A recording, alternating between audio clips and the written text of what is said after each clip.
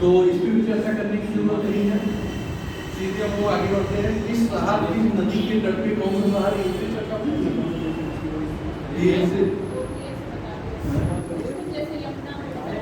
यमुना पे है, गंगा पे है, गंगा नदी पे कई शहर है, यमुना पे कई शहर है, या जैसे मोती नदी पे कई शहर है, सुल्तानपुर का मुख्य है ना, मंदाकिनी नदी पे जैसे है ना, परिसुनी नदी है, ऐसे जो है सारी चीजों में जो है स्थापित है। तो उन सारी चीजों को नोट करा दिया, आप लोग देख लें तो नोट कराने की कोई जरूरत नहीं है। बस इतना ही नोट कराना है कि इस नदी के तट पे कौन सा शहर स्थित है।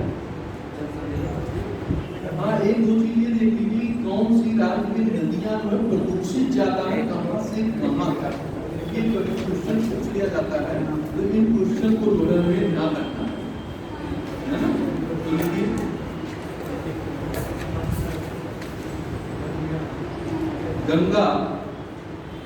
गंगा ज्यादा प्रदूषित होती है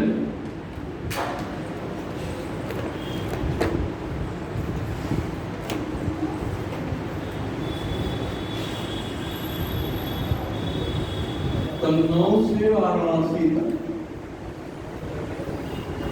कन्नौज से वाराणसी तक।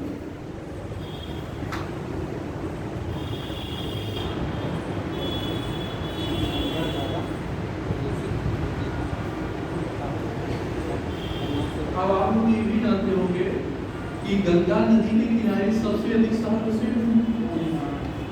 यमुना और गंगा नदी ही जो है प्रदेश की सबसे महत्वपूर्ण नदी भी हो जाती है। जब कई जिले से होगा तो वहाँ तो बढ़ेगा भी, और उस आधार पे किसी शहर में गंगा की लंबाई अधिक होगी तो किसी में कम होगी। ये सब क्वेश्चन पूछे नहीं जाते, बस ये है कि कहाँ से प्रवेश करती है और कहाँ से इसकी निकासी होती है। ये भी हमने बताया था पिछली क्लास में कि किस नदी का कहाँ से प्रवेश हो रहा है और कहाँ से निकासी हो रही है। आपकी किताबों में भी ये चीजें आपको मिलेगी। आगे लिखिए। अब ये देखिए, केंद्र सरकार ने गंगा को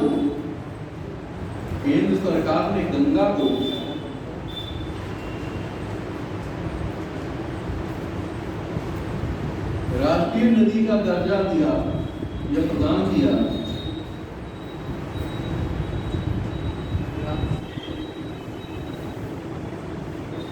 4 नवंबर 2008। सन याद रखिएगा, मुझे ना याद हो या ना याद हो, लेकिन इतना जरूर याद हो कि सन में इसे राष्ट्रीय नदी का दर्जा दिया गया। 4 नवंबर 2008। हाँ, 2008। अगर आवाज पीछे सुनने में थोड़ी दिक्कत हो तो आप लोग आगे भी बढ़ सकते हैं, सीधे खा लेंगे। और अगर नहीं दिक्कत हो रही, मुझे लगता है कि माइक का तो दिक्कत नहीं होनी चाहिए, आवाज वहां तक प्रॉपर पहुंच रही होगी। एक और दर्जा प्रदान किया गया था गंगा को, एक और दर्जा प्रदान किया गया वो मतलब जीवन पर कोई नदी का भी जीवन की नदियां हम चर्चा करेंगे। जीवन की नदियों की चर्चा हम काफी आएगा, ठीक है। राज्य की अत्यधिक प्रदूषित नदी, राज्य की अत्यधिक प्रदूषित नदी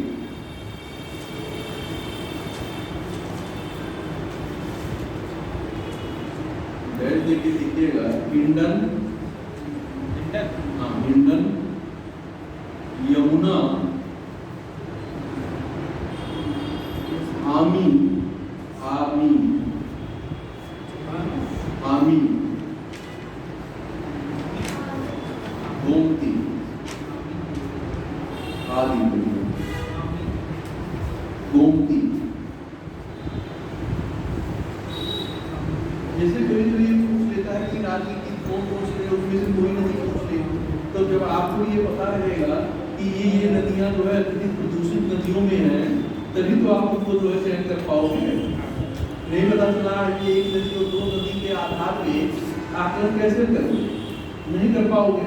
तो क्वेश्चन क्या हो जाएगा, पता चल रहा है कि सभी ऑप्शन में दे दिया तो लोग सभी ऐसा क्वेश्चन पुट कर लिया, या एक या दो ज्योग्राफी मिलाने के लिए जैसे कि 1 2 है, 2 3 है, 3 4 है, या सभी है। तो इस आधार पे अगर आपको ये सारी चीजें ज्ञात होगी तभी आप इस आधार पे आंसर क्या करेंगे, दे पाएंगे। इसीलिए हमने जो है इसको नोट करा है ना। यमुना सर्वाधिक प्रदूषित होती है,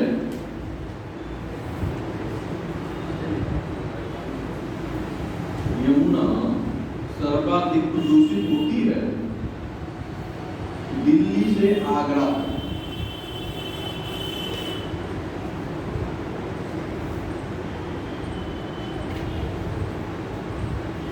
अब यहाँ एक बात सुन लीजिए, जैसे लंदन नदी में टेम्स नदी के तट पे गोमती नदी पर भी क्या किया गया है, चैनलाइजेशन सिस्टम जो है डेवलप किया गया है ना।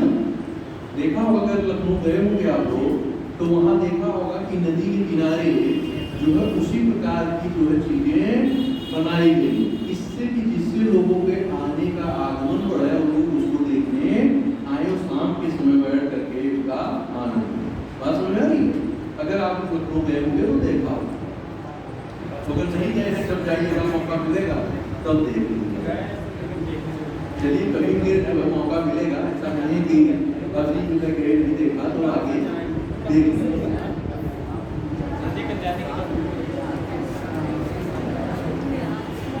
अब ये गोमती की सहायक नदियां, गोमती की सहायक नदियां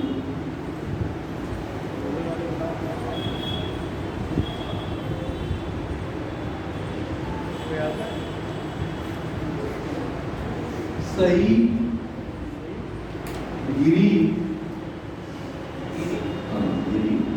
कल्याणी, बरना, बरना, कुकरैल, कुकरैल, कुकरैल,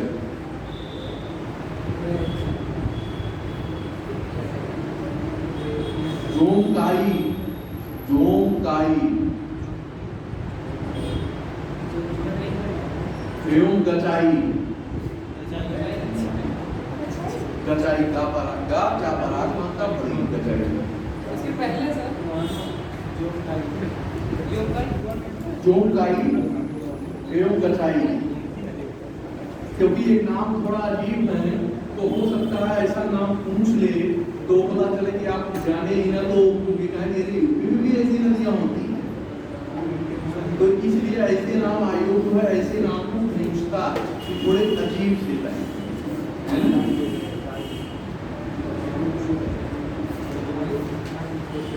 अब जैसे कुछ नदियां हैं तो उसको पुनर्जीवित की जाएगी, जैसे वो लुप्त के कगार में है तो उनको पुनः जो है पुनर्जीवित किया जाएगा। तो क्या होगा, उनके तट को क्या किया जाएगा, साफ सफाई होगी। जब साफ सफाई होगी तो नदियों में जल का स्तर क्या होगा, बढ़ेगा, धीरे धीरे वो क्या होगी, पुनर्जीवित होगी।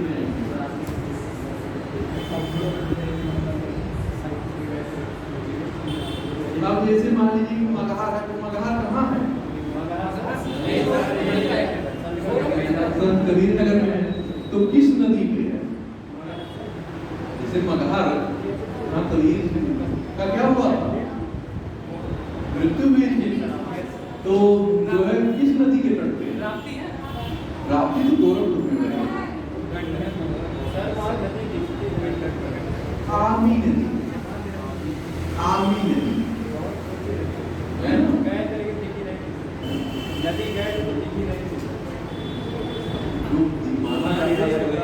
मानिए थोड़ा जहाँ भी जैसे आप रहोगे तो अगर वो मगहर में, जैसे मगहर का क्षेत्र है तो मगहर मानिए जितनी एरिया में लगता है, हो सकता है कि कुछ स्थानों को टेस्ट न करता हूँ, हो सकता है कुछ स्थानों को टेस्ट करता हूँ, इसलिए उसको क्या माना जाएगा, उस नदी से संबंधित क्या होगा माना जाएगा।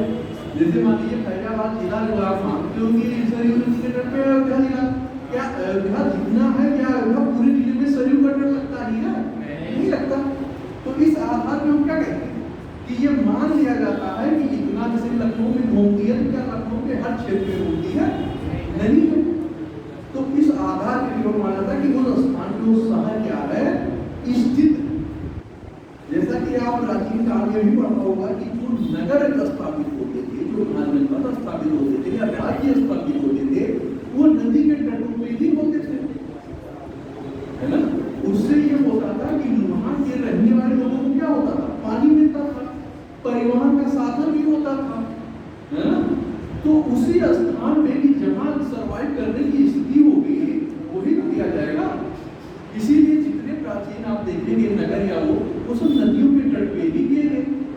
और दूसरी चीज नदी ये भी करती थी कि सुरक्षा पंक्ति का निर्माण भी करती थी कि दुश्मन के लिए नदी को पार करने के लिए क्या होगी, समस्या होगी, तुरंत तो नदी पार कर लेगा। और सेना को पार करने के लिए कोई व्यवस्था की नाव होगी, कुछ होगा तभी तो करोगे। तब तक इधर जो है क्या है, तो राजा है क्या करेगा, इसकी भी व्यवस्था है, ये भी सुरक्षा व्यवस्था की बात करेगा। तो क्या होगा, सेना तैयार हो रहेगी। तो इससे क्या होता था कि कई कारण को देखते हुए जो है नदी के किनारे नगर का निर्माण किया जाता था, किसी एक कारण विशेष में नहीं, है ना। गोरखपुर तो जानते ही हो आप, 3 नदी के किनारे है। लखनऊ जानते ही हैं आप, गोमती प्रयाग जान रहे हैं। एक दो सहारा और हैं जो पूछे जाते हैं, उसको अगर आप जानते हो तो ना लिखेंगे, अगर जानते हो तो हमीरपुर किस नदी के तट पे है?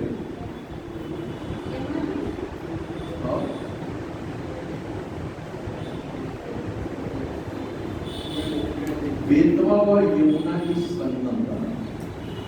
अगर केवल बेतवा पूछता, यमुना नहीं पूछता तो बेतवा पे लगा दीजिए, बेतवा व यमुना नदी के संगम का।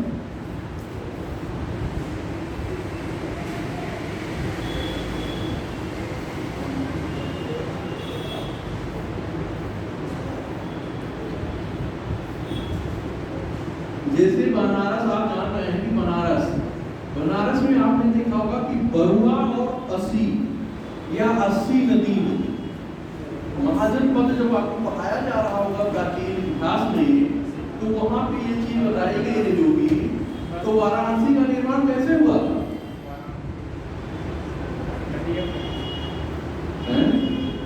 आपके मन में विचार आने चाहिए, आपके इतिहास में भी इसी की चर्चा की गई है, और आपके यूपी में भी, यूपी का शहर ही है, महत्वपूर्ण शहर है, तो इसलिए इसकी चर्चा होनी चाहिए। तो आपको सीधा ये समझना चाहिए, वहां पे लगता है डिस्कस किया गया, पर्सन ने डिस्कस किया रहा होगा, मैं भी यहाँ डिस्कस कर दे रहा हूँ, आपका रिवीजन हो जाएगा। बरुआ और अस्सी नदी के या अस्सी नदी के संगम पर बसा हुआ नगर वाराणसी। बात समझ रही? बरुआ और अस्सी नदी की या अस्सी नदी के संगम पर बसा हुआ नगर वाराणसी है। बात समझ रही? शायद इसे डिफाइन किया गया होगा, अगर नहीं किया गया तो यहाँ से आप जो है ध्यान दीजिए।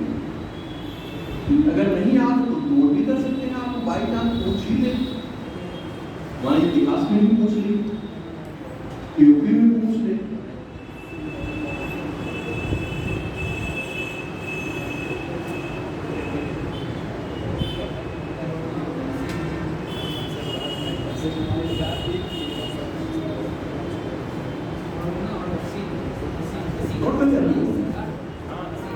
हो गया आगे ये चित्रकूट नगर, अस्सी नदी, घाट तो बहुत नाम है, जो है कई घाट में कई नाम है, तो हमें उससे चर्चा नहीं करनी। हमें क्या है कि उनका ये जानना है कि उस नदी और उस नगर की विशेषता की बात हमें करनी है, वो खासकर नदी के प्रति है ना। बाकी तो बहुत सारी चीजें हैं, क्योंकि काशी विश्वनाथ की वजह से ही जो वहाँ जो है विश्वनाथ नगरी कही जाती है। संकट मोचन मंदिर भी फेमस हनुमान जी का है ना।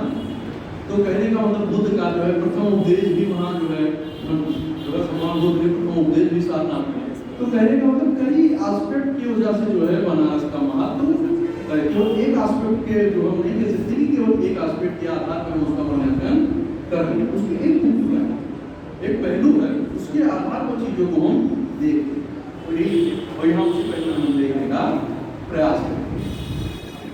आगे चित्रकूट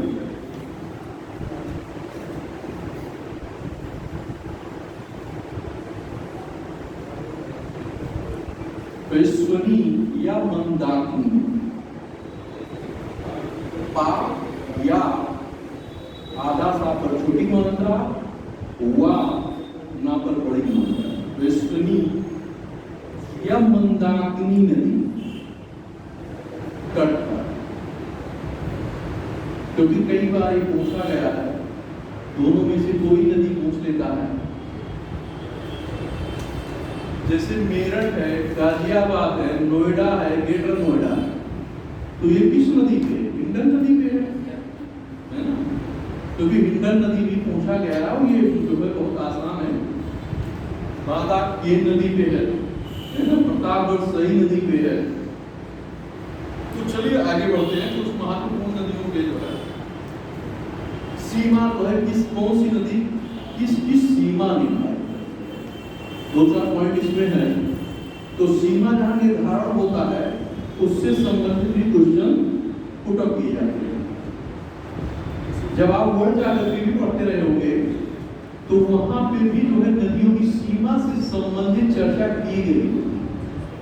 जैसे आमूर नदी किससे सीमा निर्धारित करती है? आमूर नदी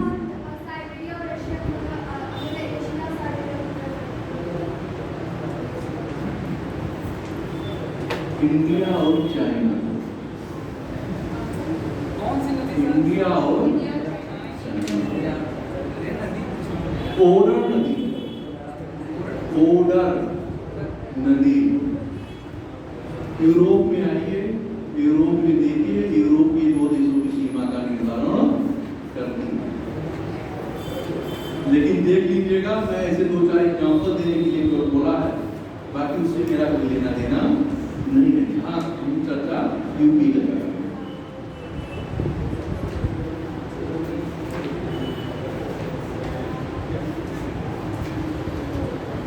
लेकिन कर्मनाशा नदी सीमा बनाती है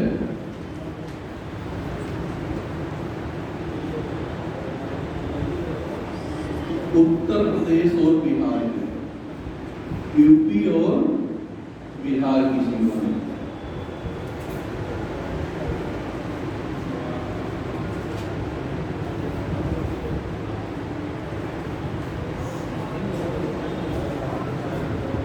बाकी कौन सी नदी कहां से आ रही है, कहां से प्रवेश कर रही है, कौन सा बांध बना रही है, ये सारी चीज आप लोग पूरी भांति जानते हैं, है ना? लिखिए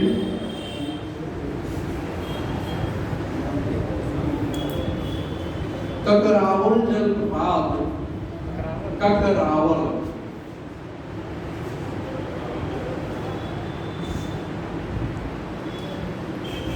ललितपुर,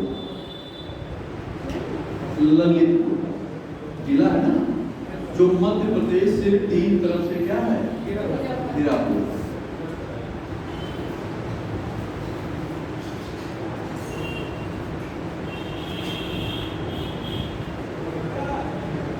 गोमती नदी निकलती है,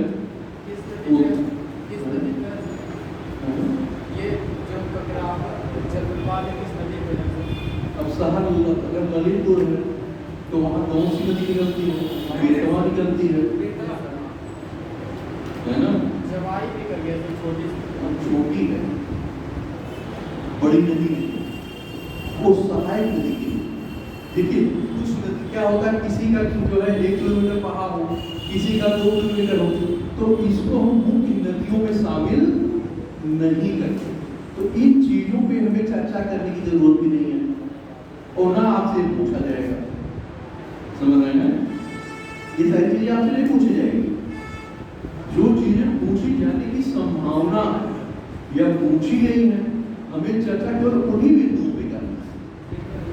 क्योंकि हमें जो है क्या करना है, बहुत ज्यादा चीजों को अपने सर में, अपने कापी, अपने झोले या बस्ते में पैक नहीं करना है। हमें उतनी ही चीजों को करना है कि जितना हमारे एग्जाम के क्या है पॉइंट ऑफ व्यू से इम्पोर्टेंट है। बात समझ रहे हैं?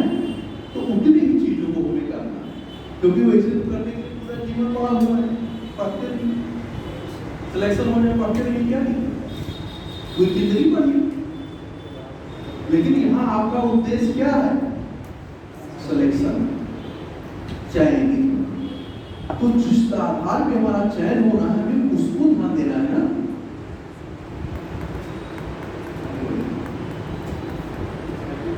गोमती नदी निकलती है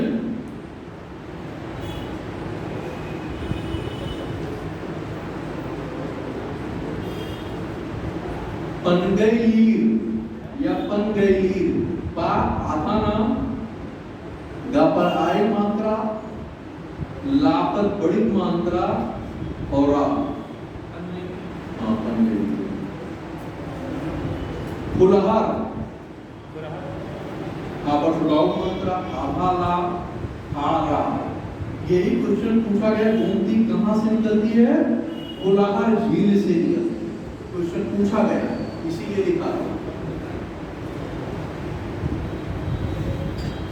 या गोमत झील,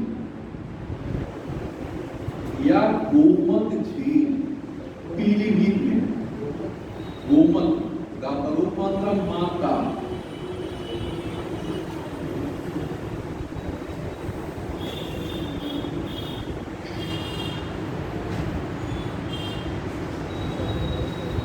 कुछ प्रमुख जो है झीलें हैं, ताल कुंड जो परीक्षा में आपके पूछे जाते हैं, तो कुछ हम लिखवा दे रहे हैं जो इम्पोर्टेंट है। बाकी पूरा चार्ट आप लोग किताब में दिया गया है, उसको आप वहां से देखेंगे, ठीक है? क्योंकि आप लोग क्या करेंगे, इम्पोर्टेंट चीजों को भी समझ नहीं पाएंगे, क्या इम्पोर्टेंट है क्या गैर इम्पोर्टेंट है। तो हमारे लिखाने का उद्देश्य ये है कि इसको आपको याद करना, बाकी चीजों को अपनी आंख से सरसरी निगाह से क्या करना है, देख लेना। चलिए नोट कर लीजिए, क्वेश्चन नोट कर रहे हैं। रामगढ़ ताल, रामगढ़ ताल, हुआ चिलुआ ताल, हुआ चिलुआ ताल गोरखपुर में है।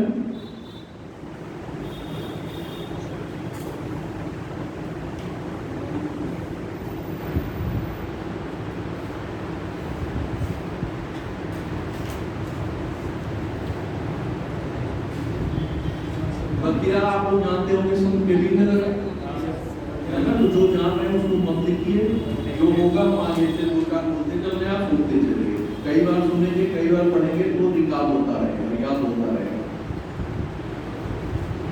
चितौरा झील, चितौरा झील ये जो है कहाँ है, बहराइच में। चितौरा झील बहराइच में।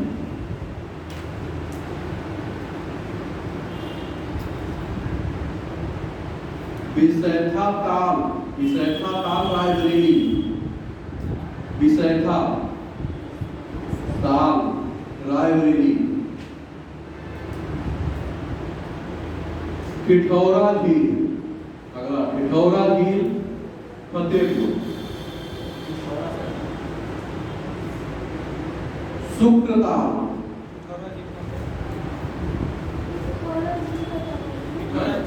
फतेहपुर, पिठौरा झील फतेहपुर।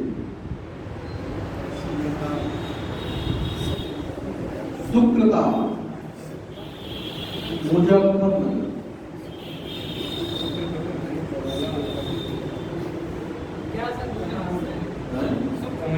शुक्रता मुजफ्फरनगर।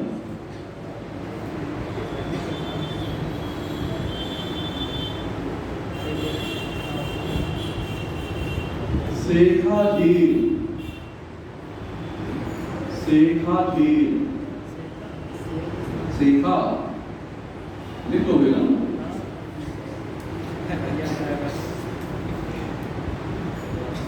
ब्रैकेट में राष्ट्रीय पक्षी विहार,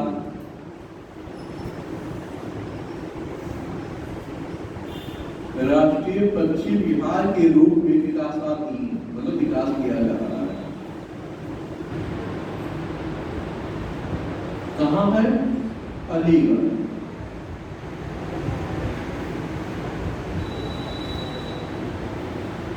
अलवारा झील, अलवारा झील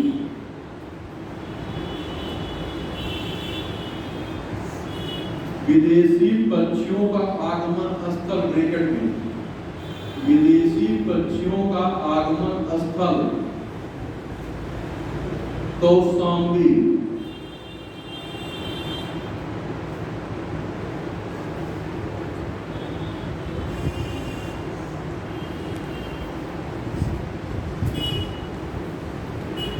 राजा का बांध, बांध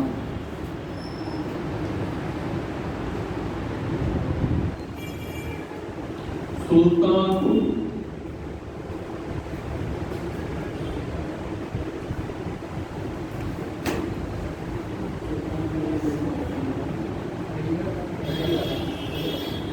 बाकी सीताकुंड, भरतकुंड ये सब तो आप जानते ही हैं, अयोध्या में है।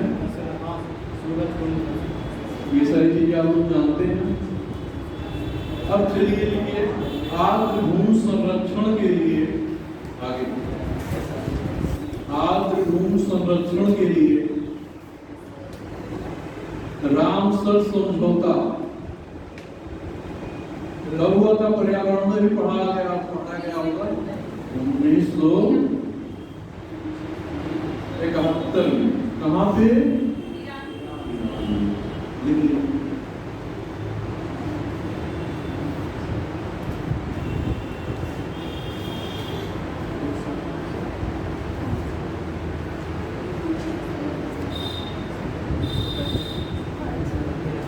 पहला रामसर स्थल, नोट कर लीजिए, पहला रामसर स्थल ऊपरी गंगा नदी, हाँ ऊपरी गंगा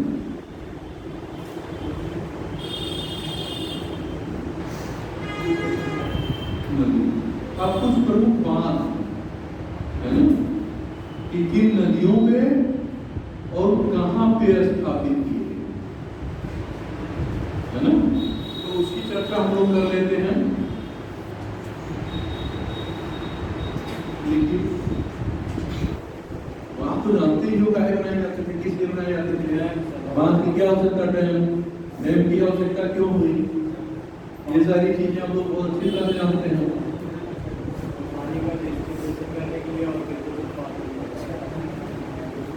बिल्कुल बड़ी सही आप बोल रहे हैं।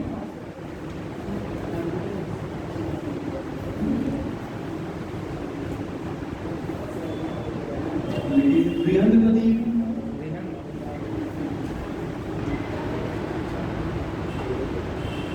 बृहद बहुउद्देशीय बांध परियोजना, बृहद बहुउद्देशीय मतलब केवल पानी पीने के लिए नहीं बनाया गया, मतलब बिजली के लिए भी, सिंचाई के लिए, पीने के जल के लिए, इसीलिए इसे कहा क्या गया? बहुउद्देशीय बांध, है ना?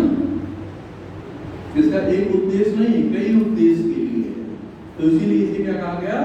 बहुउद्देशीय, है ना? देखा बृहद नदी में, बृहद नदी ब्रैकेट में से लीजिए गोविंद बल्लभ पंत, गोविंद बल्लभ पंत सागर,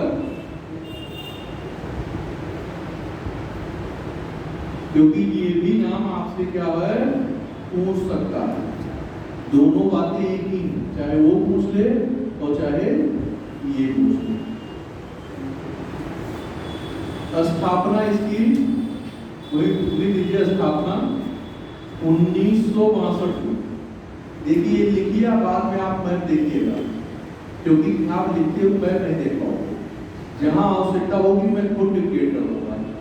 मैं आपको बता दे रहा हूँ कहाँ पे क्या मैप है, कहाँ पे क्या चीजें हैं, है ना? मैप, आप जो मैप का टॉपिक होगा मैपिंग कराई जाएगी, जब मैप देखने की जरूरत होगी। ऐसे आपकी मैप और एडजस्ट देखने का कोई मतलब नहीं है, देखते रहिए मैप, लेकिन जब परीक्षा आएगा तो सब क्या होगा? सर से ऊपर निकल जाएगा। तो ऐसे मैपिंग का क्या मतलब? ऐसे मैपिंग का कोई मतलब है? कई हम 4 क्वेश्चन मैप से मोटा करें, आप मैप ले रहे हो, लेकिन हमें लगता है शायद कोई उत्तर दे पाओगे, है ना? शायद कोई उत्तर निकाले नहीं दे पाओगे। तो ऐसे मैपिंग का क्या मतलब है? मैं आपको मोटाई नहीं कर रहा हूँ, इंस्पायर ही कर रहा हूँ, प्रोत्साहित कर रहा हूँ कि अपनी एनर्जी को बर्बाद मत करिए। जब जो चीज कराई जाए उसको आप देखिए। नहीं पता चलेगा जो बताया जा रहा है उसको ना करिए, दूसरा करने लगेंगे तो ना इधर का होगा और ना उधर का होगा, और नुकसान आपका होगा।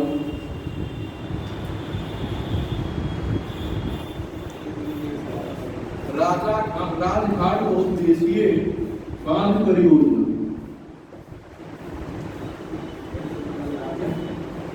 राजघाट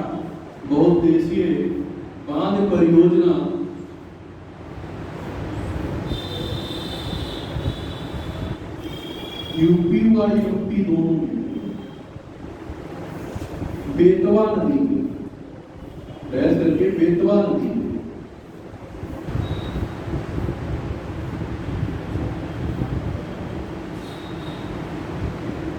अब एक बात ये आप ध्यान दीजिए, राजघाट परियोजना का नाम बदला गया आगे चल करके। कौन सा बात किया गया? रानी लक्ष्मीबाई परिवर्तित नाम उसी में लेंगे, उसका परिवर्तित नाम या उसी के नीचे डैश देंगे या ब्रैकेट में, क्योंकि आप समझ पाए। राजघाट परियोजना का परिवर्तित नाम मतलब बदला गया, परिवर्तित नाम रानी लक्ष्मीबाई परियोजना। कभी कभी क्वेश्चन पूछ लेता है रानी लक्ष्मीबाई परियोजना और कभी पूछ लेता है राजघाट परियोजना। पता चलता दोनों एक ही नदी है, एक ही नाम है, तो आप क्या होगा, कंफ्यूज हो जाए।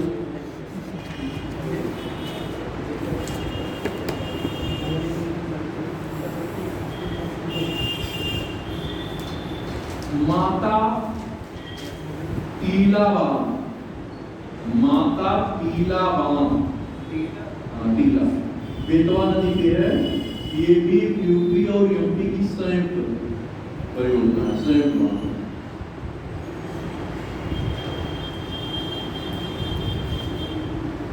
1958 में निर्मित, उसी नीचे के लिए 1958 में निर्मित।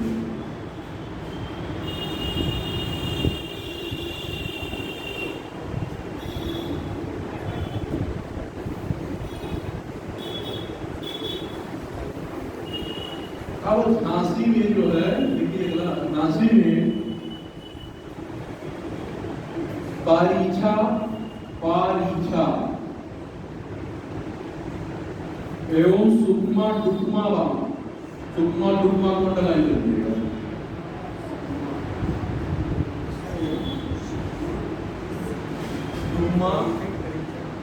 सुकमा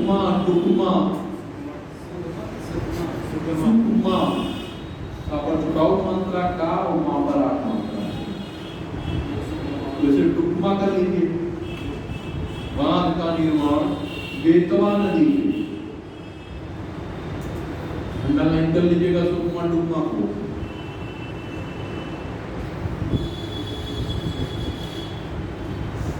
अब आप बेतवा नदी डैश देख लीजिए, उसमें कितने बांध इकट्ठा है ना, जिससे क्या होगा कि आपको आसानी होगी। जब बेतवा नदी में पूछता है तो कितने बांध हैं, तो जब क्रम वाइज आप लिखते रहेंगे 3-4-5 बांध होना है, तो आपको आसानी हो जाएगी, एक कितना रहेगा तो लिख लीजिए इसे करेंगे।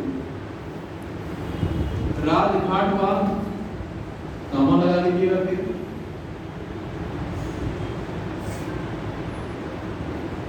माता टीला बांध,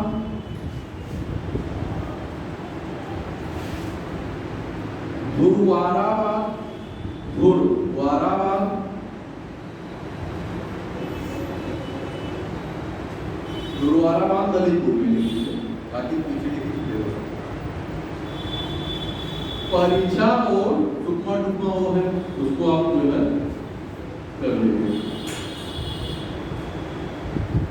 अब चंबल नदी पे 3 बांध, जवाहर सागर, राणा प्रताप सागर और गांधी सागर। ज्योग्राफी में भी पढ़ा होगा, चंबल नदी में पढ़ा हुआ है ना। राणा प्रताप सागर बांध, जवाहर सागर बांध और गांधी सागर बांध, तीनों पढ़ा होगा चंबल नदी में। लिखना चाहे तो लिख सकते हैं।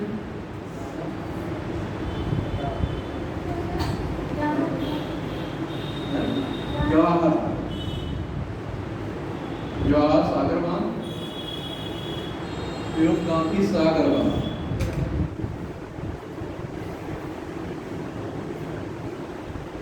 ये जितने कराई जा रही है सब इम्पोर्टेंट है, इसमें आप गैर इम्पोर्टेंट मत रखिएगा, सबको इम्पोर्टेंट मानिए।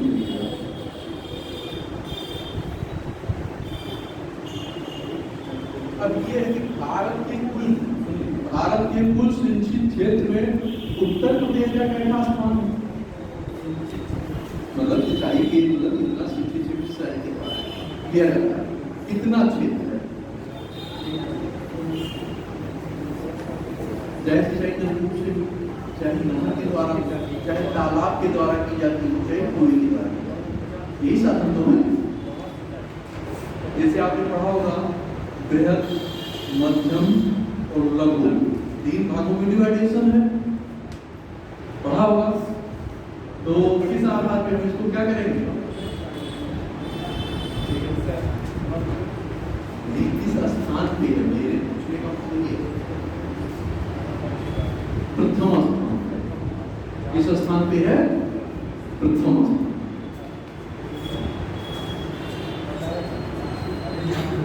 अब ये है कि पूछता है किस साधन से उत्तर प्रदेश में सबसे अधिक सिंचाई की जाती है? नलकूप से किया जाता है। और ये भी पूछता है कि दूसरे स्थान पे कौन सा है, और उसमें ये पूछा कितने प्रतिशत पूछता है। क्वेश्चन जो पूछता है वो इस प्रकार से पूछता है कितना प्रतिशत। जैसे मान लीजिए नलकूप से आपने कहा, तो नलकूप से कितना है? 73%। आपका जो है, अगर आप उससे नहर से कहेंगे तो नहर से 15 साढ़े 15% के आसपास है। कुआं तालाब इससे परसेंटेज घटेगा 5% है ना। तो कहने का तात्पर्य है कि आपको इन परसेंटेज को जो है क्या करना है, नोट करना है, क्योंकि परसेंटेज को ही क्वेश्चन क्या कर देता है, आधार बना करके पूछता है। तो देखिए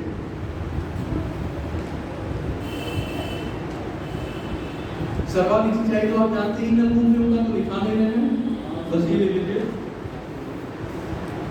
कुल शुद्ध सिंचाई में नलकूप सिंचाई, बस एक बार केवल कुल शुद्ध लिखिएगा, बाकी नलकूप ताल नहर ऐसे ले लीजिएगा। नलकूप सिंचाई 73.9%,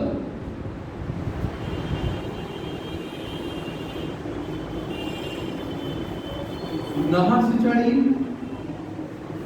ये सब आप याद रखिएगा, क्योंकि प्रश्न में क्वेश्चन पूछता है उसमें ऐसे पूछेगा 13%, 15%, 18% है ना। कैसे बता दीजिए क्या नलकूप 73.9%,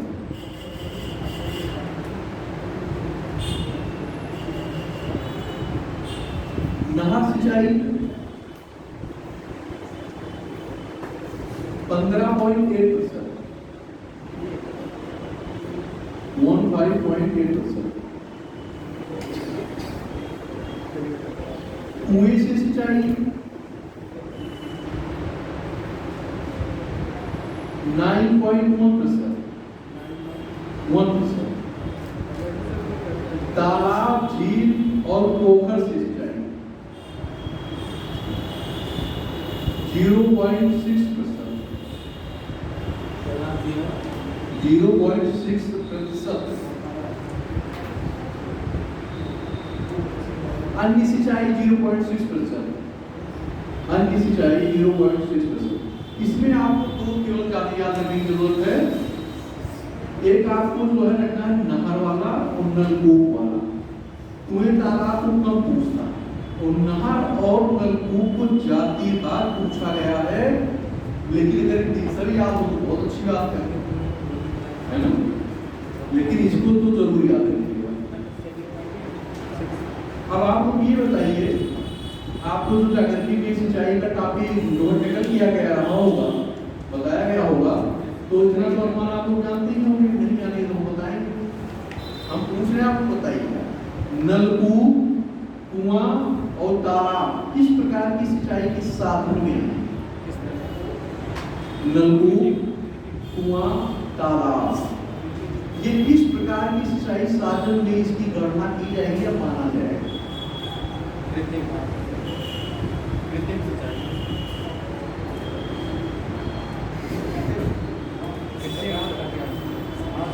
हम ये पूछ रहे हैं, अभी हमने बताया है कि बृहद, मध्यम, लघु बताया है, हमने बताया है आपको ना। मेरे पूछने का मतलब वो आप वो जानना चाहते हैं उसमें किस श्रेणी में इसे रखेंगे, मध्यम में रखेंगे, बृहद में रखेंगे या लघु में रखेंगे, कहीं न कहीं तो रखेंगे।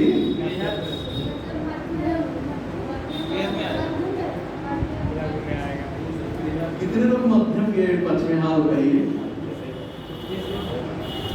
पीछे नहीं उठ रहा है, इसका मतलब अच्छा तो ही चालू, बाकी जो है किसी पे चाहे जो हो सबके मान लिया जाएगा हैं?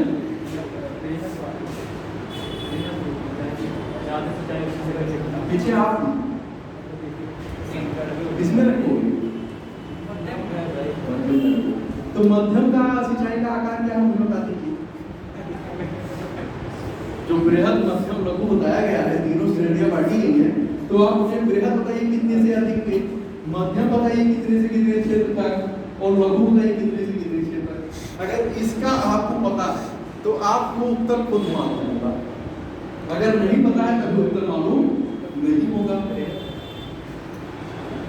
इसका तो यही तो इसका मतलब सब गोल मान है। क्या है? सब गोल मान है। चलिए मैं एक केवल जो है रेफरेंस के पॉइंट ऑफ व्यू में आपको बता दे रहा हूँ। देखिए जब कभी 2000 हेक्टेयर से कम की सिंचाई तो उसको किस में रखते हैं? लघु में। तो ये सारे जो है लघु उससे ज्यादा सिंचाई करता है तो किसमें आ गया? 2000 से 10,000 के बीच जब एरिया आएगा तो किसमें चला जाएगा? मध्यम में। और जब 10,000 से ऊपर जाएगा तो कहाँ आ जाएगा? बृहद में। बताया गया होगा, किताब खोलिएगा आपको मिल भी जाएगा। जब किताब खोलेंगे तो आपको ये सारी चीजें मिल जाएंगी। तो लिख लीजिए, इससे जो है बाई चांस पूछ लीजिए तो आपको जानकारी होना जरूरी है।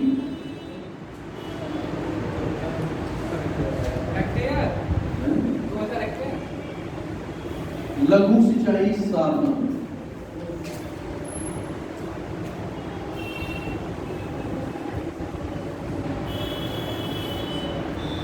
और मैंने पहले भी कहा कि नहर के द्वारा ज्यादा क्षेत्र की सिंचाई होगी, बांध बनाए जाएंगे तो ज्यादा क्षेत्र की सिंचाई होगी, तो इसको किसमें रखेंगे? मध्यम और बृहद में रखेंगे। ये भी आप नोट करना चाहें कर सकते हैं। और अगर याद रहा है मैं बता दिया है तो जैसा भी आप चाहें कर सकते हैं।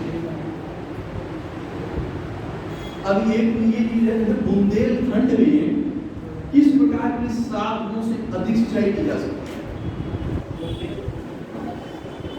बुंदेलखंड क्षेत्र है तो वहाँ पथरीली है, तो वहाँ पहले किस प्रकार का निर्माण करके सिंचाई किया जा सकता है? वहाँ कुछ पाएंगे, पहाड़ों पे नहर बना पाओगे?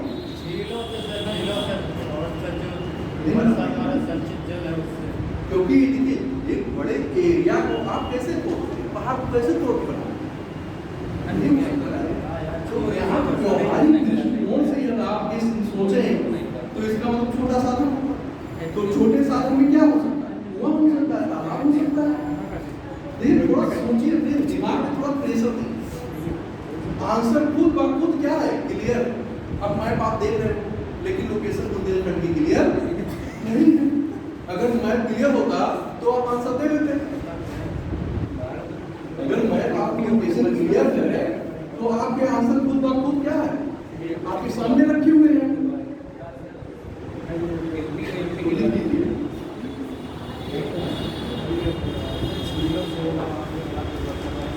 तालाबों एवं पोखरों से सिंचाई का सर्वाधिक प्रचलन, तालाब एवं सिंचाई का या तालाबों एवं पोखरों से सिंचाई का सर्वाधिक प्रचलन बुंदेलखंड से।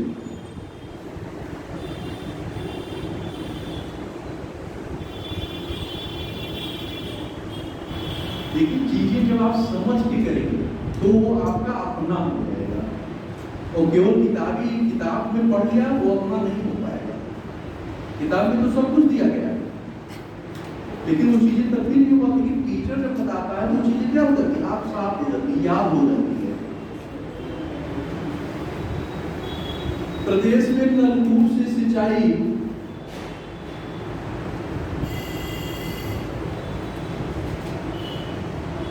नलकूपों से सिंचाई का प्रारंभ 1930 में, अंडरलाइन करिएगा, मेरठ। कहां से शुरू हुआ? किस सन में हुआ? 30 में शुरू हुआ और कहां से हुआ? मेरठ से हुआ। क्वेश्चन अगर पूछता है तो आपके पास तीनों उत्तर सामने है, तीनों उत्तर आप दे देंगे।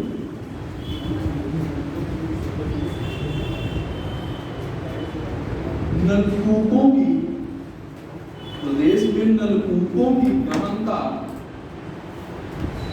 सर्वाधिक किस क्षेत्र में होगी? मैप से ये भी क्लियर है।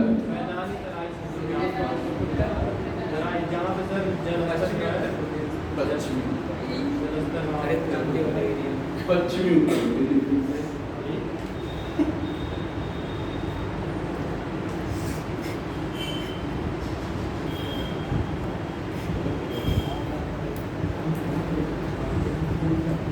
अब प्रदेश की सबसे पुरानी नहर पूछा जाता है, देखा भी होगा, पूछा गया है कि कोई एग्जाम दिया है या देखा होगा क्या बताओ।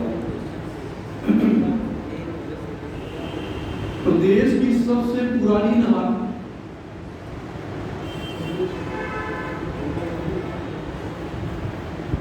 पूर्वी यमुना नहर, पूर्वी यमुना नहर 1631 ईस्वी में, ब्रैकेट में 1631 ईस्वी में शाहजहां द्वारा निर्मित, मतलब इसे बनवाई थी शाहजहां, मुगल काल की ये है नहर।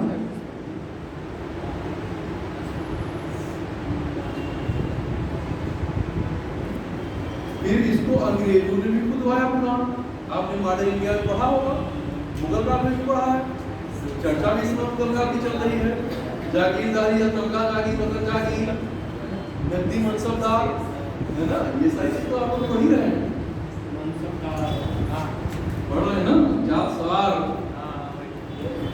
दसाला आई में दसाला, ये सारी चीजें तो आप लोग पढ़ ही रहे हैं।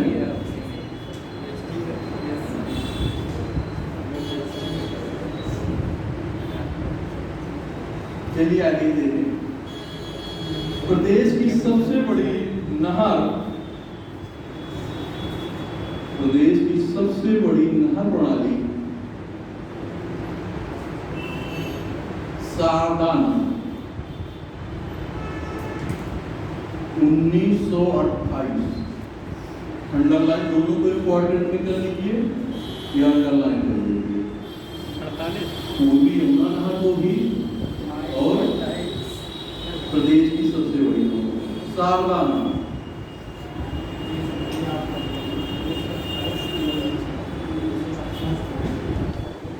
हो गया? देखिए, नहरों का सर्वाधिक विस्तार, प्रदेश में नहरों का सर्वाधिक विस्तार पश्चिमी उत्तर प्रदेश में,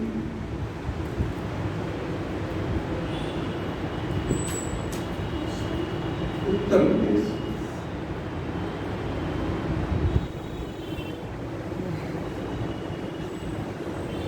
जब सबसे अधिक नहर अगर पश्चिमी यूपी में होगा तो क्षेत्र वही सबसे अधिक होगा, कानून से बात है।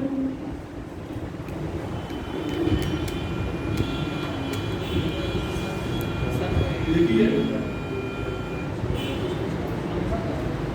आगरा नहर, आगरा नहर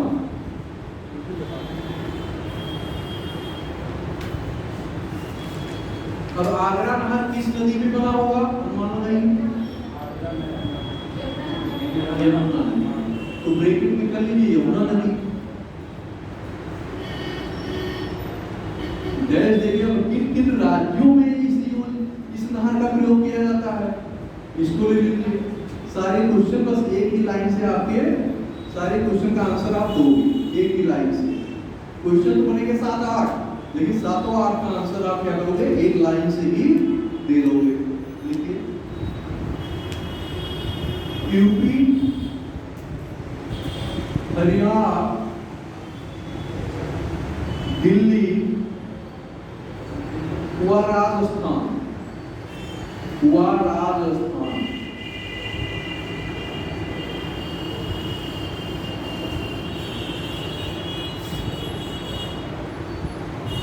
हथनी कुंड बैराज, हथनी कुंड बैराज इसे ताजे जल वाला बैराज भी कहा जाता है, ताजे जल वाला बैराज भी कहा जाता है। पूछता है ताजे जल वाला बैराज कौन है, कौन सा है ना? पानी इकट्ठा करने के लिए भी क्या किया जाएगा, बनाए जाएंगे, है ना? लेकिन इससे संबंधित राज्य, इससे संबंधित राज्य यमुना नदी पे भी है, यमुना नदी पे है और इससे संबंधित राज्य, क्योंकि राज्यों के नाम पूछता है किस नदी पे है, इसका दूसरा नाम क्या है और कितने राज्यों से होके जाता है ना? तो ये सारी चीजें आपको क्या है, याद होनी चाहिए।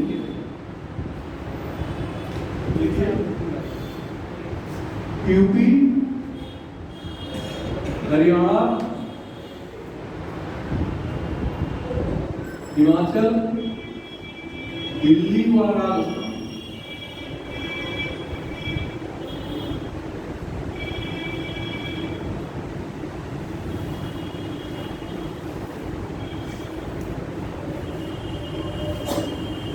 अब कुछ जो है जैसे केंद्र नहर है तो यूपी और एमपी की संयुक्त परियोजना है, इस पे जो सुन लीजिए, लिखने की जरूरत नहीं, बस केवल मैं आपके एक चीज पे लाना चाह रहा हूँ कि जिससे आप ये पढ़ते वक्त भी थोड़ा ध्यान रखिएगा, है ना? ये दूसरी सोन नदी पे निर्मित जो है बाणसागर परियोजना, तो बाणसागर परियोजना सोन नदी पे है, किन किन राज्यों से संबंधित होगी? सोन नदी जब आपको ज्ञात होगी किन राज्यों से होके बह रही है, तो उन राज्यों से संबंधित क्या होगी, ये परियोजना भी होगी।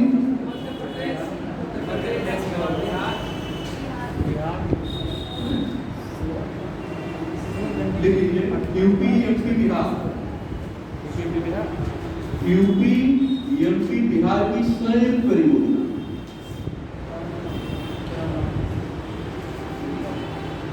परियोजना का नाम क्या है? बाणसागर परियोजना, सोन नदी पे।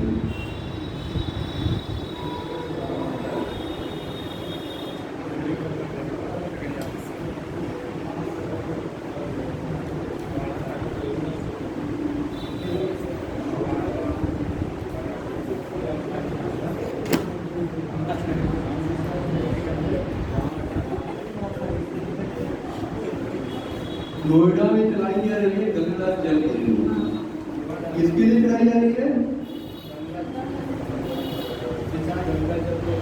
नोएडा में सिंचाई होगी, नोएडा में सिंचाई होगी, अरे पीने के लिए भाई, सीधे ये आपको आंसर देना चाहिए पीने के लिए। चलिए आगे, मथुरा में गोकुल बैराज, मथुरा में गोकुल बैराज ये पेयजल की, मथुरा में गोकुल बैराज, तो आपको तो इतना पता हो गया हो कि आगरा और मथुरा में कौन सी नदी रहती है, तो उसी पे ये बैराज क्या होगा, बनेगा।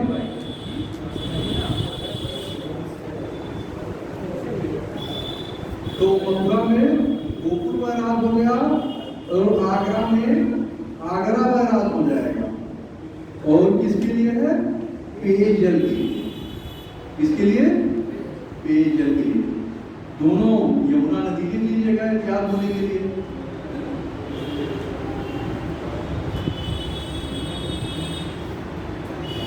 कानपुर में लौकुश बैराज, अब लौकुश बैराज किस नदी पे होगा, कानपुर में कौन नदी है, गंगा, ये भी पेयजल के लिए, लौकुश बैराज गंगा नदी पे इसके लिए है, पेयजल के लिए।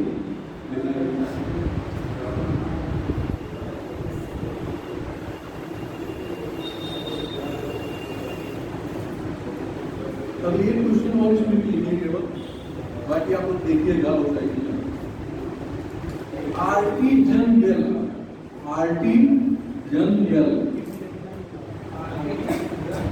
हाँ, आर्टिजन वेल, वेल माने कुआं, वेल माने कुआं, सभी बता रहे हैं इसका मतलब क्या है। पहले आप लिखिए तो।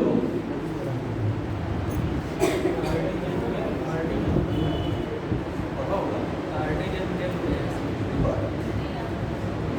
पढ़ा तो होगा, नहीं पढ़ा। हो सकता है कि बताइए क्या बता रहे भाई, क्यों परेशान, पहले आप लिखिए ना, इतना उतावलापन अच्छा नहीं होता। मैंने कहा लिखिए तो हम बताते हैं इसका क्या मतलब है। लिखिए पाताल तोड़ कुआं। आपके प्रश्न का उत्तर मिल गया, पाताल तोड़ कुआं। लिख लीजिए ब्रैकेट में,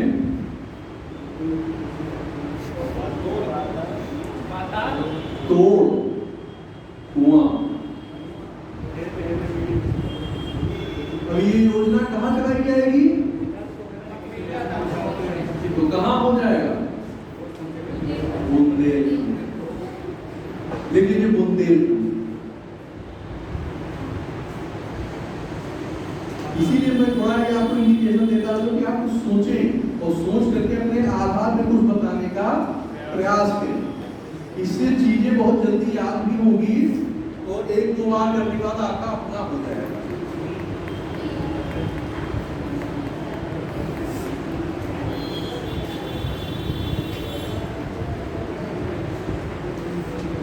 लिखिए,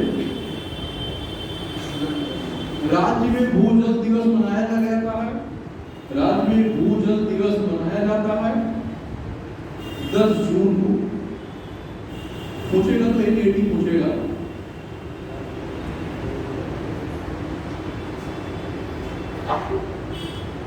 भूजल सप्ताह अंडरलाइन करिएगा, भूजल सप्ताह मनाया जाता है 16 जुलाई, 16 से 22 जुलाई, 16 से 22 जुलाई। यही पूछता है कि भूजल सप्ताह कब से कब तक मनाया जाता है। ऐसे पर्यावरण में भी आया होगा कि वन महोत्सव या वन पर्यावरण कब से कब तक किस सप्ताह तक मनाया गया है, पूछा गया क्वेश्चन है। और आपको एनवायरमेंट की चर्चा की गई, पर्यावरण में कुछ बताया गया होगा, बताया गया होगा, निश्चित रूप से बताया गया होगा। अगर उस टॉपिक को पढ़ाया गया है तो चलिए हम नोट करा देंगे, अभी हम जब आपको वन पर्यावरण चर्चा करेंगे में तो हम करवा देंगे।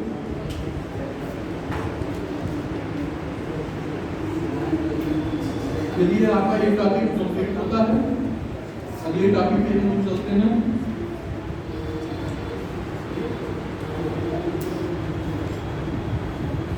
तो बाकी जो प्रमुख नहर या इससे संबंधित जो बांध वाद दिए चार्ट किताब में दिया हुआ, कोई किताब आप दे लिए होंगे, हर किताब में उससे आप एक बार उसको सरसरी निगाह से अपनी आंखों से देखते हुए चलिए, है ना।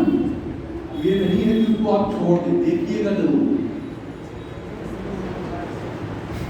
बांध और नहर ये दोनों जो है जब आप देख लेंगे, 2-4 बार देखेंगे तो उसमें जो है आपको कुछ याद हो जाएंगे। बाकी तो आपको दिखाया भी गया है, आपका उसी से काम चल जाएगा। ऊर्जा संसाधन अगला टॉपिक है, ऊर्जा संसाधन।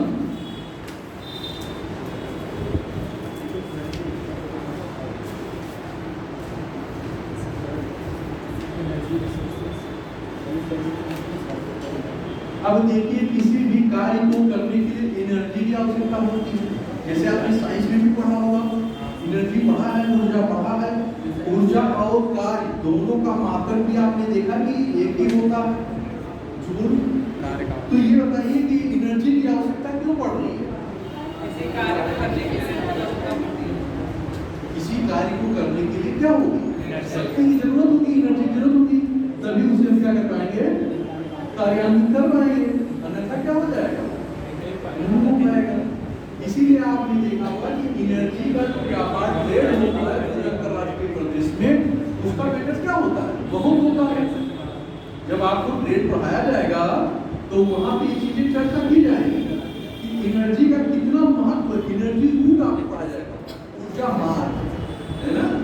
तो वहां पे चीजें आपको बताई जाएगी ऊर्जा मार्ग क्या होता है।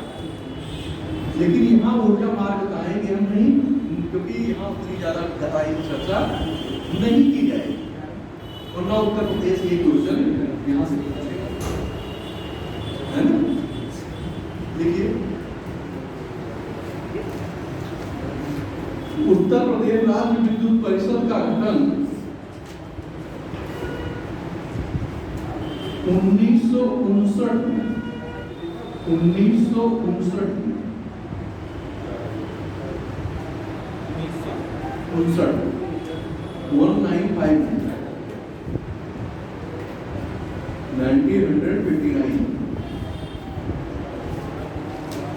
यूपी विद्युत नियामक आयोग का गठन, यूपी विद्युत नियामक आयोग का गठन 10 सितंबर 1958। 1959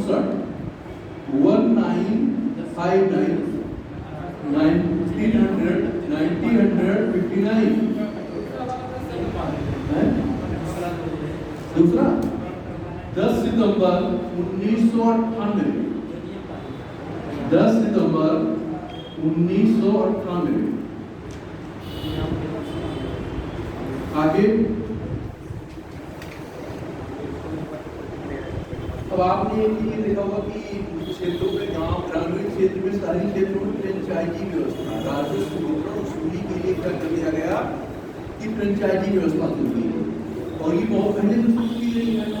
इससे क्या होगा कि ये कार्य करने में थोड़ा क्या हो जाएगी, आसानी हो जाएगी। इसीलिए फ्रेंचाइजी व्यवस्था को अपनाया गया। आगे राज्य में एकमात्र परमाणु विद्युत शक्ति केंद्र, परमाणु विद्युत शक्ति केंद्र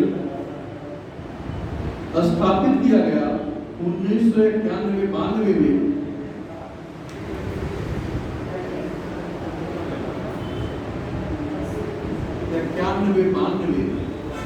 91-92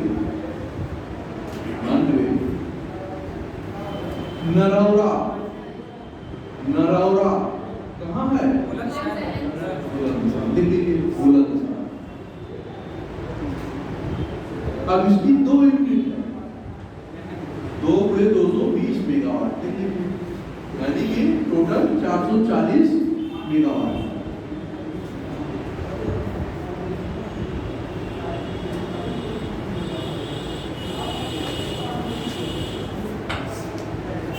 अब थोड़ा ये हम चर्चा कर लेते हैं। अब जैसे ऊर्जा में सबसे अधिक ऊर्जा किससे पैदा की जाएगी, तापीय विद्युत, जल, सौर ऊर्जा, वायु ऊर्जा, नवीकरणीय ऊर्जा।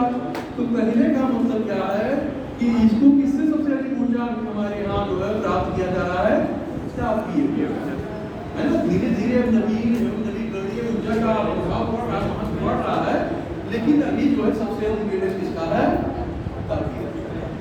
जैसे आप परमाणु एनर्जी जो आप बात कर रहे हैं, परमाणु ऊर्जा की बात कर रहे हैं, तो ये ऊर्जा 2 प्रकार के क्षेत्रों में होता है, सिविलियन पर्पज एंड मिलिट्री, है ना।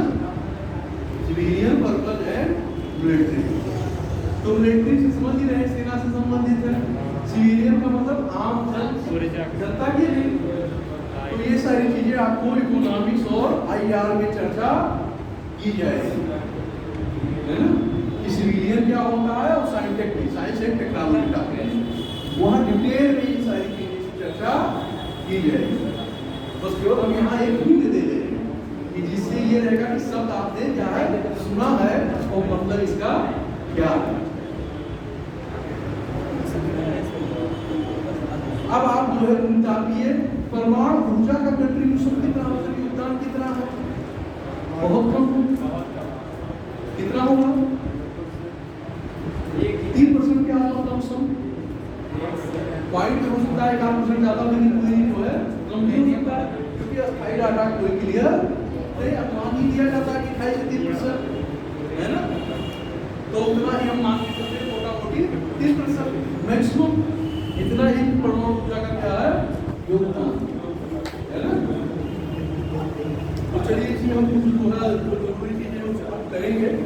बाकी आपको किताब से देखिएगा। अब एनर्जी आप जानते हैं कि तापीय ऊर्जा का मान सबसे अधिक है, उसके बाद आप जल, हाइड्रोजन एनर्जी, सोलर एनर्जी, जमीन रेडियो एनर्जी, बायोगैस, तो इन सारी चीजों से जो है एयर एनर्जी जैसे वायु ऊर्जा, तो वायु ऊर्जा, इन सारी चीजों की जो है चर्चा आप जो है कर चुके हैं। आप ये टॉपिक कई जगह पर इकोनॉमिक्स में भी पढ़ेंगे, जागृति में भी पढ़ा होगा।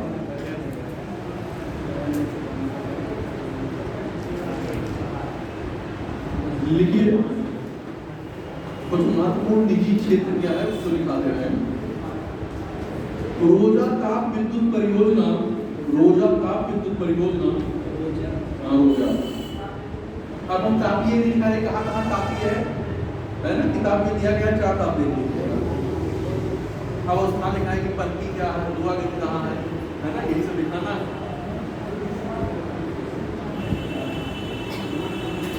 रोजा ताप विद्युत परियोजना रिलायंस ग्रुप द्वारा, ब्रैकेट में रिलायंस ग्रुप द्वारा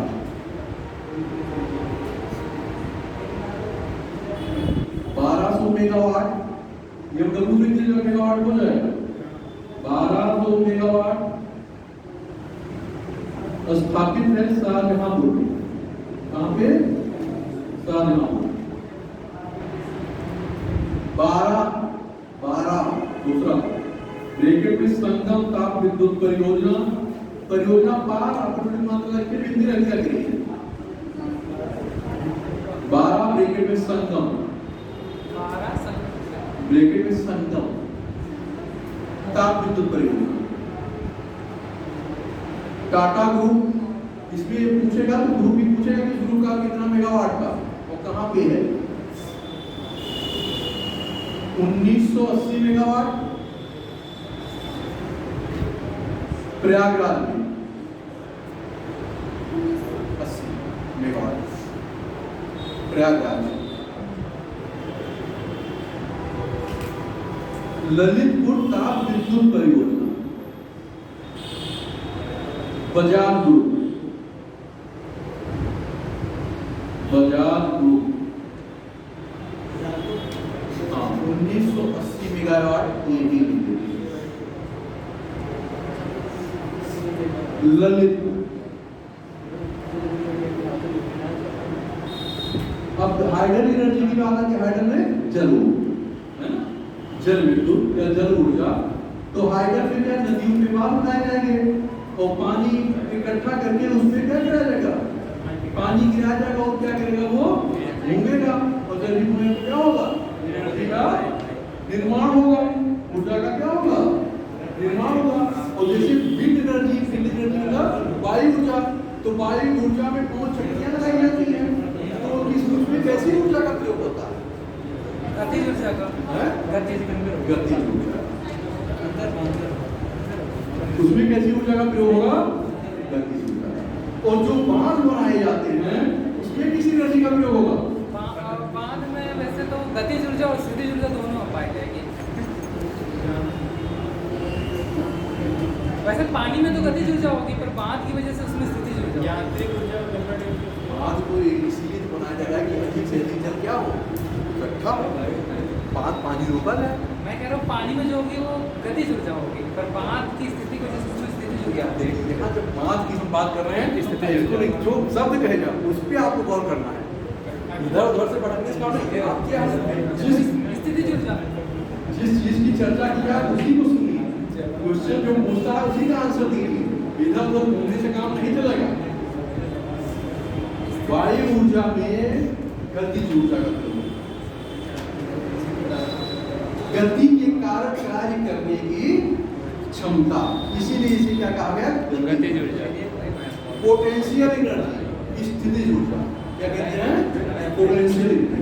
मतलब स्थान में परिवर्तन के अनुसार कार्य करने की क्षमता प्रदान करती है, इसलिए क्या कहते हैं। देखिए कहने की किताबों की भाषा से नहीं आओ, केवल बस आप आपसे आसानी की भाषा में समझने का प्रयास करें। गतिज मतलब गति की स्पष्ट। देखिए नाम जो बनाए गए उसी नाम में ही उत्तर छिपा हुआ, बस पकड़ने के लिए, है ना।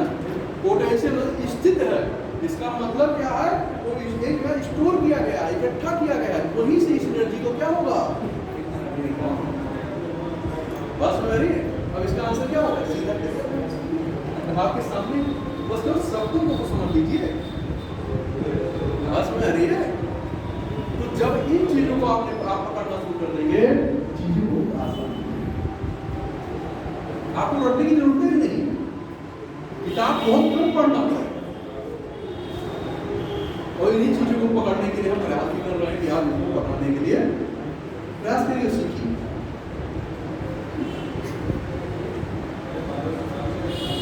तो हाइड्रोजन एनर्जी हो गई ना। अब आप देख लीजिए किस नदी के कौन कौन से हैं, उसको आप देखिए। वायु ऊर्जा की बात मैंने कर दी कि कौन चक्कियां कहाँ लगाई जाएगी, हवा जहाँ होगा जो निकालना, तो कैसी एनर्जी होगी। वहाँ पे क्वेश्चन पूछा गया है कि वायु ऊर्जा में किस ऊर्जा का प्रयोग होता है, वायु विद्युत में, है ना। तो क्वेश्चन पूछा गया 2015 या 16 में क्वेश्चन पूछा किया गया है यूपीएससी में, तो उसमें जो है गतिज ऊर्जा का ऑप्शन था, और गतिज ऊर्जा ही सही विकल्प थी। और बांध का भी पूछा गया, स्थितिज ऊर्जा, है ना। अब आपका वायु ऊर्जा, वायु का भी हो गया, जल का भी हो गया, नवीकरणीय ऊर्जा, है ना।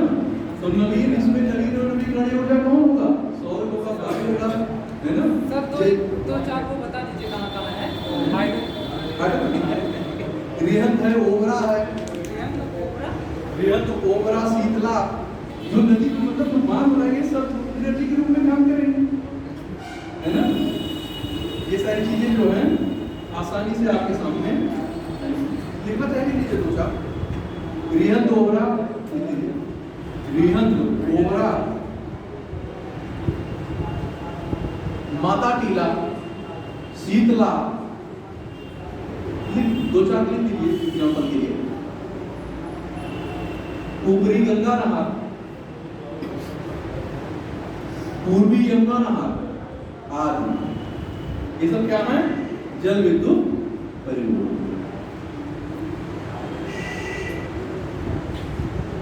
ऊपरी लास्ट वाला ऊपरी यमुना, ऊपरी गंगा, ऊपरी गंगा, मतलब गंगा, जैसे गंगा क्या ऊपरी क्षेत्र, मध्य द्वार क्षेत्र और निम्न, है ना। आपने जागृति में बहुत अच्छी तरह पढ़ा होगा, ऊपरी मध्य निम्न गंगा का क्षेत्र पढ़ा ना। इतना तो समझ ही जाते होंगे, ऊपरी और मध्य और निम्न का जागृति करा दी गई है ना। हाँ पूरा हो गया। तो आप लोगों को बेहतर स्थिति होनी चाहिए।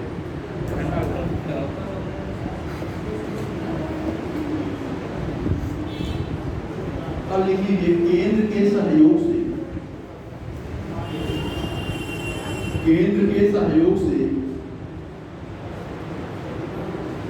प्रदेश के आगरा, अंडरलाइन करिएगा इसको, आगरा, मुरादाबाद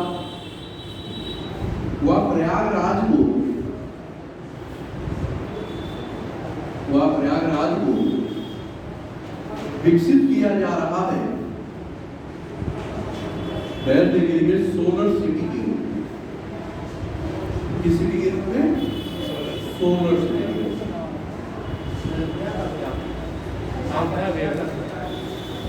अयोध्या, हाँ तो लिखा है ना, तो इसलिए उसको नहीं, वो मुझे याद है, आपको याद हो या ना हो, मुझे सब याद है।